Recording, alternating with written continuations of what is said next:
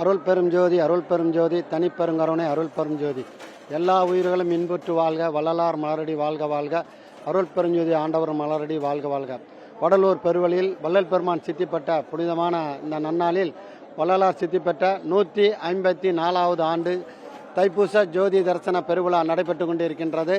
காலம்பர முதகால பூஜை 6 மணிக்கு இந்த சத்தியஞான சபையில் 7 திரைவிலைக்கு ஜோதி தரிசனம் வழங்கப்படுகிறது. கருப்பு திரை, நீலத்திரை, பச்சைத்திரை, செம்மைத்திரை, பொன்மைத்திரை, வெண்மைத்திரை, கலப்பு திரை என்ற 7 திரை அகற்றி சத்தியஞான ஜோதி தரிசனம் லட்சக்கணக்கான சன்மார்க்க சாதுக்கள் சான்றோர்கள் தரிசனம் பண்ணி கொண்டிருக்கின்றார்கள். சிறப்பான விழாவின ஏற்பாடுகளை சிறப்பாக செய்து கொண்டிருக்கின்றார்கள். அனைவருக்கும் இந்த வருவார் அழைத்து வாடி வடலூர் வடதிசைக்கே வந்தால் பெறலாம் நல்ல வரமே என்பார் வள்ளல் பெருமான். அப்படிப்பட்ட நல்ல வரம் பெற வேண்டும் என்றால் நம் உள்ளத்தில் ஜீவகாரன் இருக்க வேண்டும். ஜீவகாரனே மோட்ச வீட்டின் திறவுகோல் என்பார் வள்ளல் பெருமான். அப்படிப்பட்ட ஜீவகாரனை தருகின்ற வடலூர் பெருவெளியில் வள்ளல் பெருமான் சித்தி பெற்ற தைப்பூச ஜோதி தரிசன பெருவிழாவில் கலந்து கொண்ட அனைவருக்கும் வள்ளலார் திருவருளால் வாழ்த்தி மலர்கின்றோம். திருச்சிட்டம்பலம் சிவம்.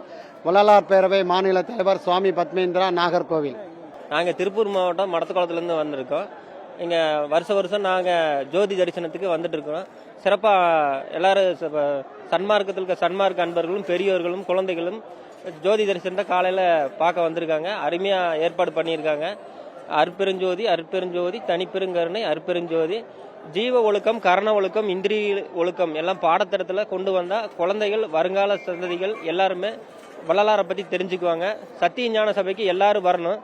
வந்து பிற ஜீவராசிகளை துன்புறுத்தாம சைவத்துல மாறணும். அதுக்கு நம்ம வாழுங்காலத்திலேயே நம்ம அதுக்கான பயிற்சி எடுக்கணும்.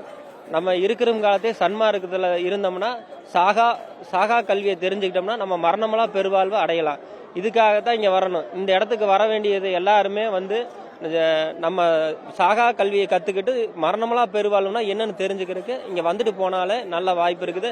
அணையா அடுப்பு இருக்குது.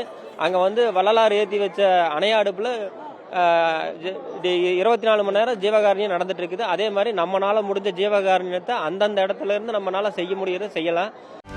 செய்திகளை உடனுக்குடனும் துல்லியமாகவும் தெரிந்து கொள்ள சப்ஸ்கிரைப் பண்ணுங்க.